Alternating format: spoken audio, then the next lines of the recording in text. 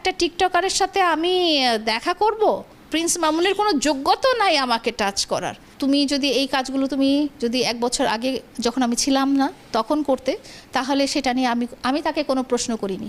1 বছর আগের কোনো ঘটনা নিয়ে আমি তাকে কোনো প্রশ্নবিদ্ধ করিনি। এই ঘটনাগুলো হয়েছে, যে ছবিগুলো আমি পেয়েছি সেগুলো শুরু হয়েছে মার্চের 5 তারিখ থেকে। মানে আমার সাথে সে ঠিক করে সে অনামিকা ঐশীর কাছে গেছে এবং সেখানে আপনারা কনভারসেশনগুলো দেখবেন। এবং আমার কাছে যখন ছবিগুলো আসে আমি অনামিকা ঐশীকেও জিজ্ঞেস করি। অনামিকা ঐশী আমাকে বলে যে, না কি বলো আপু, একটা টিকটকারের সাথে আমি দেখা করব?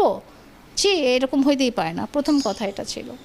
দ্বিতীয় কথা ছিল যে, ও আপু একদিন দেখা হয়েছিল, আমরা চা খাইতে গেছিলাম এটা।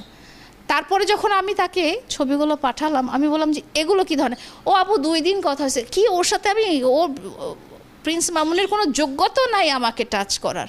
কিন্তু আপনারা ছবিগুলো দেখছেন, ভিডিওগুলো দেখছেন, এরপরে তো আর কোনো প্রমাণের দরকার পড়ে না।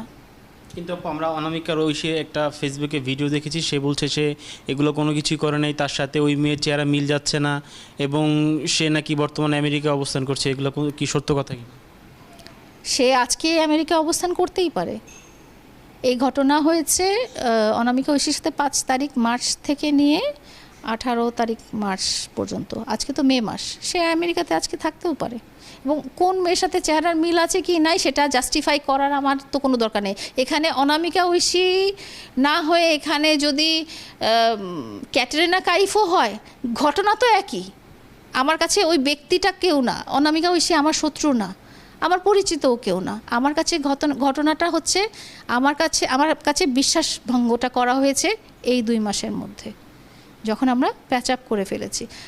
আমি যখন ছিলাম না, সে যদি এই ঘটনাগুলো তখন করতো, তাহলে আমার কোনো কিছু বলার ছিল না। তখন আমি বলতে পারতাম যে ঠিক আছে, আমি তোমার লাইফে নাই, তুমি ছেলে মানুষ, তোমার ফিজিক্যাল নিডস থাকতে পারে, মানসিক নিডস থাকতে পারে, তুমি কারোর সাথে প্রেম করতে পারো।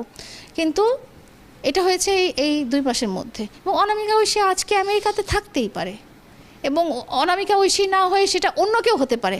এখানে অনামিকা ঐশী বলে আমার কাছে কোনো ফ্যাক্টর না। আমার কাছে ফ্যাক্টর হচ্ছে যে এখানে প্রিন্স মামুন আমার সাথে বিশ্বাসঘাতকতা করেছে অন্য একটা মেয়ের কারণে, এবং অন্য একটা মেয়ে জেনে শুনে সে দেখেছে, পৃথিবী সারা দুনিয়া দেখেছে যে প্রিন্স মামুনের সাথে 1 তারিখ মার্চে আমাদের প্যাচ আপ হয়ে গেছে।